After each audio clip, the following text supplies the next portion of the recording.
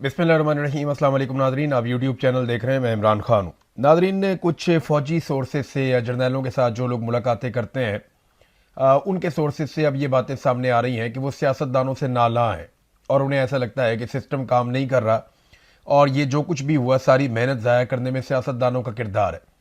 मोहसिन नकवी ने यह बात ओपनली कही कि आसिम मुनीर ने बड़ी मेहनत की है और उन्होंने प्लेट में रख रख के ला कर दिया है, लेकिन उसका फ़ायदा नहीं उठाया जा सका। उसकी वजह यह है कि गवर्नेंस नहीं है पाकिस्तान में। डीजी आईएसपीआर ने भी गवर्नेंस के ऊपर सवालिया निशान लगाया है और ये अब नए सूबे बनाना चाहते हैं। हर मरतबा इनके पास कौम को देने के लिए एक नया मंजन होता है, एक नया नारा होता है, एक नई उम्मीद लेकर ये आते हैं, लेकिन हर मरतबा कौम को पहले से ज़्यादा मायूसी में धकेल देते हैं। देखिए, ये बात नई नहीं है कि जर्नैल अपनी निजी महफिलों में या जो मिलिट्री एस्टेब्लिशमेंट के लोग हैं ये निजी महफिलों में सहाफ़ियों के सामने या दीगर स्टेक होल्डर्स के सामने ये सियासतदानों को बुरा भला कह रहे हैं। ये नई बात नहीं है, ये हमेशा मलबा सियासतदानों पर डालते हैं। मगर जो कुछ भी हुआ पाकिस्तान में इस मरतबा वो आसिम मुनीर साहब ने किया है और ये बड़ी अक्लमंदी की शहबाज शरीफ ने और ख्वाजा आसिफ ने और दीगर PMLN के लोगों ने कि वो खुलकर ये कहते रहे कि ये हाइब्रिड निज़ाम है और ये आसिम मुनीर साहब चला रहे हैं, वो क़यादत कर रहे हैं, चीज़ों को वो कंट्रोल कर रहे हैं। वजारत ख़जाना भी उनके पास है, वजारत दाखिला भी उनके पास है, जो बड़ी अहम दो वजारतें हैं जिनका दोनों का ताल्लुक या पाकिस्तान की मईशत और पाकिस्तान के अमन व अमान के साथ है। वो दोनों वजारतें आसिम मुनीर साहब ने अपने पास रखी और इन दोनों शोबों में पाकिस्तान को तबाही से दो चार कर दिया। अब ये मलबा सियासतदानों पे नहीं डाल सकते, ये मलबा इन्हीं पे पड़ेगा और ये सारा का सारा कसूर जो है वो आसिम मुनीर साहब का निकलेगा, क्योंकि उन्होंने अवामी मुंतखब नुमाइंदों को हटाकर नालायक लोगों का टोला लाकर मुसल्लत किया और उसके बाद अपने बंदों के जरिए से इक्तदार पे कब्जा करके बड़े बड़े फैसले किए और उनके फैसलों का नतीजा आज पाकिस्तान भुगत रहा है। जुल्म भी बहुत किया है इन्होंने। यहाँ DGISPR ने कुरानी आयत का तर्जुमा भी सुनाया। आजकल जो है वो कुरान पाक को, इस्लाम को, दीन को इस्तेमाल किया जाता है अपने सियासी मुकासद के लिए। सियासतदान भी करते हैं, मौलवी भी करते हैं। तो DGISPR ने भी यही किया। आर्मी चीफ भी अक्सर कुरानी आयत सुनाते हैं कि वो डराते हैं पाकिस्तानियों को कि एक तरफ के हाथ और एक तरफ के पाँव आपके हम काट देंगे और आप ताइब हो जाएं, वरना हम आपको नहीं छोड़ेंगे और कत्ल कर दिए जाएंगे और फितना है और फितना कुचल देंगे। वो इस तरह की बातें करते हैं। कुरान पाक की वो आयत कभी भी पाकिस्तानी मुसलमानों के लिए नहीं थी, वो फितना और चीज़ होती है। अभी ये एक और सूरह आले इमरान की आयत नंबर 28 के बारे में DGISPR तर्जुमा पढ़ के सुनाते हैं कि ए ईमान वालो, मुसलमानों को छोड़कर काफिरों को दोस्त मत बनाओ, अगर तुम ऐसा करोगे तो तुम मुसलमानों में से नहीं हो। ये DGISPR ने कहा। तो मेरा सवाल ये है कि जो आपने डोनाल्ड ट्रंप को नामजद किया अमन के नोबेल इनाम के लिए, जिन्होंने मेनाब स्कूल में 70 बच्चियों का कत्ल कर दिया, ईरान के अंदर जो है वो हज़ारों लोग शहीद हो गए, आप यमन के अंदर देख लें, आप बाकी जगहों पे देख लें, इराक के अंदर कितने लोग शहीद हुए और कितनी बड़ी एक जंग अफगानिस्तान के अंदर हुई। अगर सारी चीज़ों को आप प्लस और माइनस करें तो डोनाल्ड ट्रंप ने जंगें छेड़ी हैं और काफ़ी कत्लेआम हुआ है उसकी वजह से।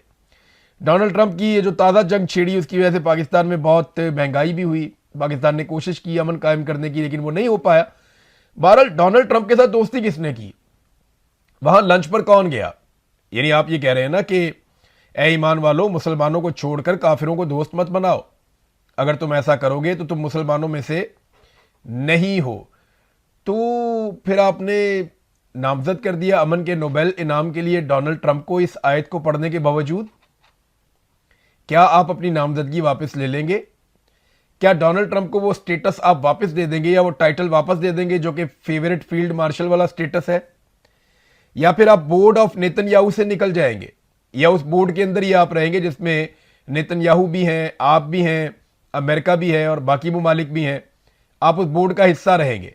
अभी उस बोर्ड ने फैसला किया नेतन्याहू के साथ मिलकर डोनाल्ड ट्रंप ने कि अब हमास को मुकम्मल तौर पे गैर मुसल्लह कर दिया जाएगा। हमास की जो शर्त थी गैर मुसल्लह होने के लिए वो बड़ी क्लियर थी और हमास ने कहा था कि जी यहाँ पे इसराइली फौज का मुकम्मल तौर पे इनखला किया जाएगा और इंसानी इमदाद मुकम्मल तौर पे खोल दी जाएगी और उसके अलावा जो शराइत मौजूद थी तामीर नौ वाली, ये सारी चीज़ें पूरी की जाएंगी तो हम गैर मुसल्लह होने के लिए तैयार हैं। लेकिन डोनाल्ड ट्रंप और नेतन्याहू चाहते हैं कि अब इस मरहले में फौरी तौर पे हमास को गैर मुसल्लह किया जाए और उसके लिए ایک فورس آپ اچھی طرح جانتے ہیں کہ اسٹیبلائزیشن فورس وہاں پہ پہنچائی جائے گی. تو شہباز شریف نے فٹافٹ ڈونلڈ ٹرمپ کی تعریفوں والا ایک ٹویٹ داغ دیا اور اس میں وہ کہتے ہیں جی کہ پاکستان غزہ پیس پلان کے تحت غیر مسلح کرنے کے عمل پر عمل درآمد کے حوالے سے بورڈ آف پیس کے تحت پیش رفت کا خیر مقدم کرتا ہے. پھر آگے ڈونلڈ ٹرمپ کی تعریفیں ہیں. پھر انہوں نے امید کا اظہار کیا کہ اقوام متحدہ کی قراردادوں کے مطابق ایک فلسطینی ریاست بھی مستقبل میں بن جائے گی 1967 سے پہلے والی پوزیشن پر. تو یہ تو ایک مطالبہ ہے یا ایک خواب ہے، لیکن ڈونلڈ ٹرمپ نے اور نیتن یاہو نے ایسا کوئی وعدہ نہیں کیا اور لگاتار وہ خلاف ورزی کر رہے ہیں جنگ بندی کے معاہدے کی. 1000 کے قریب فلسطینی شہید ہوئے ہیں جنگ بندی کے بعد سے لے کر اب تک، لیکن اس پہ کسی نے آواز نہیں اٹھائی. لیکن جیسے ہی نیتن یاہو اور ڈونلڈ ٹرمپ ایک چیز کرتے ہیں تو شہباز شریف صاحب تعریفوں کے پل باندھ دیتے ہیں. جبکہ D G I S P R ہمیں سناتے ہیں سورہ آل عمران کی آیت نمبر 28، جس میں وہ کہتے ہیں کہ اے ایمان والو، مسلمانوں کو چھوڑ کر کافروں کو دوست مت بناؤ. اگر تم ایسا کرو گے تو تم مسلمانوں میں سے نہیں ہو. یہ جناب D G I S P R فرما رہے ہیں. اب D G I S P R نے پاکستانیوں کو ملک سے وفاداری یاد دلائی. انہوں نے کہا جی ملک کا آپ کو وفادار ہونا ہے. آرٹیکل 5 کا انہوں نے حوالہ دیا. اب پاکستانی ایک سوال اٹھا رہے ہیں لگاتار سوشل میڈیا پہ. وہ یہ کہہ رہے ہیں کہ آپ تو ہمیں آئین یاد دلا رہے ہیں کہ آرٹیکل 5 کے تحت آپ نے وفادار رہنا ہے، اور ہر پاکستانی پاکستان کا وفادار ہے. وہ ووٹ بھی ڈالتا ہے، وہ ٹیکس بھی دیتا ہے، وہ قانون کے مطابق چلتا ہے، اور وہ کوشش کرتا ہے کہ ہر غلط چیز کی نشاندہی بھی کرے اور ریاست کے ساتھ وفادار رہے. لیکن پاکستان کی ملٹری اسٹیبلشمنٹ یا ملٹری جرنلز، کیا وہ اپنے حلف سے غداری کرتے ہیں یا نہیں کرتے؟ وہ اپنے حلف کی خلاف ورزی کرتے ہیں.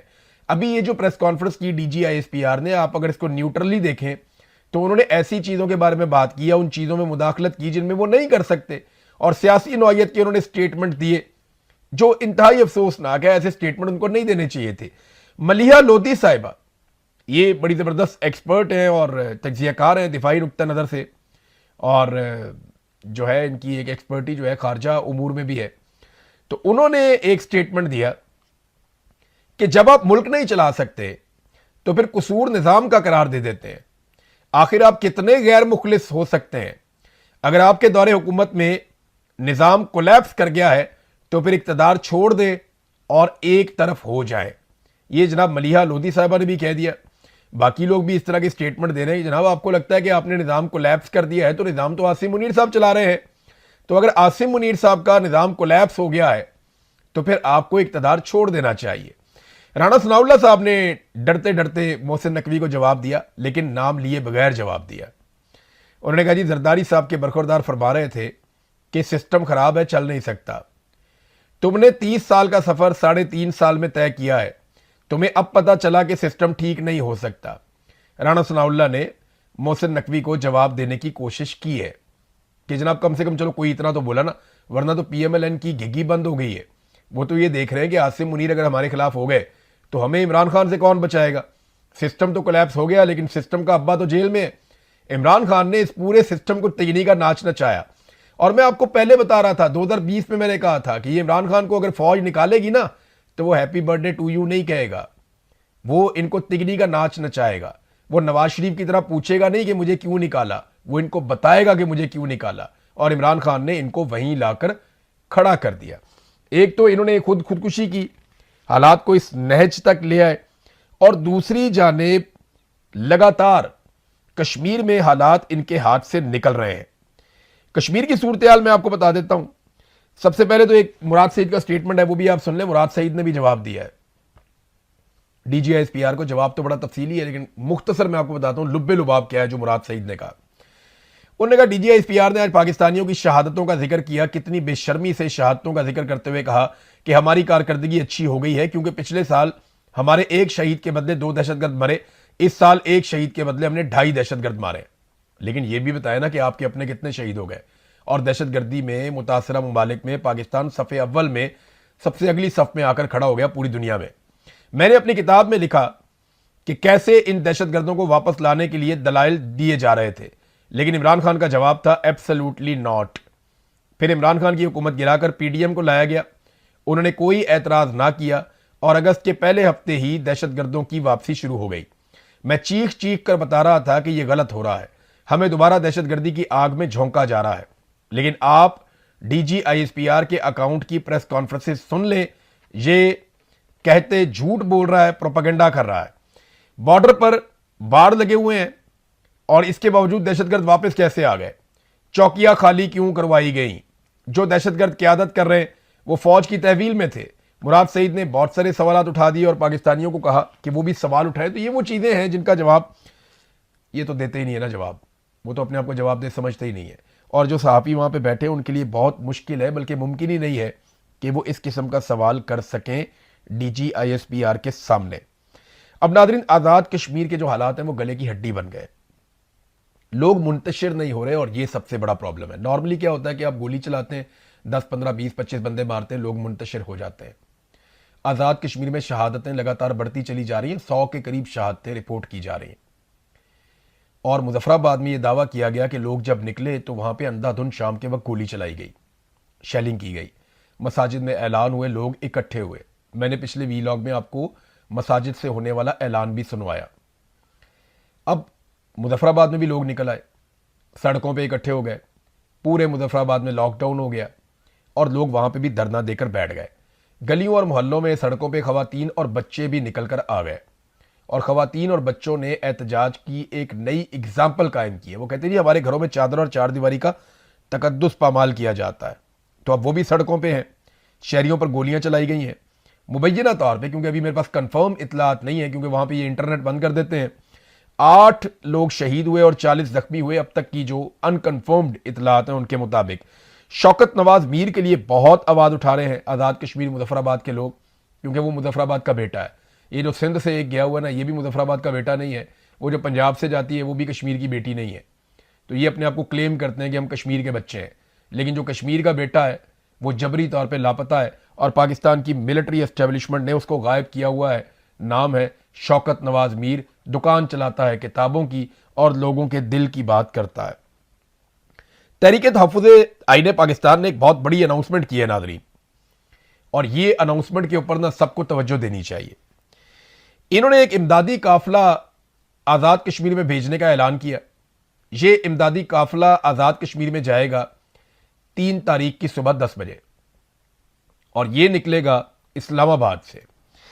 اسلام آباد میں صبح 10 بجے F10 مرکز اسلام آباد سے ایمبولینسز، ادویات، ڈاکٹرز، پیرامیڈیکل سٹاف، رضاکار کھانے پینے کی اشیاء لے کر آزاد کشمیر جائیں گے، اور اس میں جناب انہوں نے اپیل کی ہے خاص طور پہ پیرامیڈیکل سٹاف اور ڈاکٹر سے کہ وہ اپنی رجسٹریشن کروائیں۔ رجسٹریشن کا ایک فارم بھی انہوں نے جاری کر دیا ہے، سوشل میڈیا پہ ہر جگہ پہ یہ فارم جو ہے وہ دستیاب ہے، اور یہ اپیل کی ہے کہ زیادہ سے زیادہ لوگ اور رضاکار اس کے اندر شرکت کریں، اور آزاد کشمیر کے لوگوں کی مدد کے لیے ادویات، کھانے پینے کی چیزیں اور باقی ساز و سامان لے کر جائیں، برم پٹی کا سامان لے کر جائیں، اور ایمبولینسز بھی وہاں پہ جائیں گی، ڈاکٹرز اور پیرامیڈیکل سٹاف بھی جائیں گے۔ اب یہ بہت بڑا چیلنج ہے پاکستان کی ملٹری اسٹیبلشمنٹ کے لیے کہ وہ اس قافلے کو جو امدادی سامان لے کر جا رہا ہے آزاد کشمیر میں داخل ہونے دیتے ہیں یا نہیں ہونے دیتے۔ اگر وہ انہیں جانے دیں گے تو اس کا مطلب ہے پھر چیزیں جا کر یہ لوگ دیکھیں گے، رپورٹ کریں گے، وہاں پہ لوگوں کا علاج کریں گے، لوگوں کو سہولت ملے گی۔ اور اگر نہیں جانے دیتے تو بالکل یہ وہی کام کریں گے جو نیتن یاہو نے فلسطین میں کیا، کہ وہاں پہ انسانی امداد کو روکا گیا اور انسانی امداد کو فلسطین میں داخل نہیں ہونے دیا گیا۔ کشمیریوں کے لیے برطانیہ میں بہت بڑا احتجاج ہوا ناظرین۔ یہاں پہ لوگوں نے عاصم منیر اور ان کے علاوہ جو ایک خواجہ آصف اور دیگر کچھ لوگوں کے خلاف پوسٹرز اٹھائے ہوئے تھے، اور وہ شدید احتجاج کر رہے تھے۔ بڑی تعداد میں کشمیری روزانہ کی بنیاد پہ مختلف ممالک میں نکل رہے ہیں، خاص طور پہ برطانیہ میں ان کے بہت بڑے بڑے احتجاج ہوتے ہیں۔ اسلام آباد میں F10 میں ایک مظاہرہ کیا سینیٹر مشتاق صاحب کی کال کے اوپر، یہ بہت بڑا احتجاجی مظاہرہ تھا، لوگ بہت بڑی تعداد میں اکٹھے ہوئے۔ تو سینیٹر مشتاق کی یہ کوشش ہے، اور انہوں نے آزاد کشمیر کے حق کے لیے، کشمیر کے شہریوں کے لیے بڑا مظاہرہ کیا ہے۔ تو اسلام آباد میں تو یہ مظاہرہ ہو گیا، لیکن مریم نواز بالکل حسینہ واجد کی طرح ریئیکٹ کرتی ہیں۔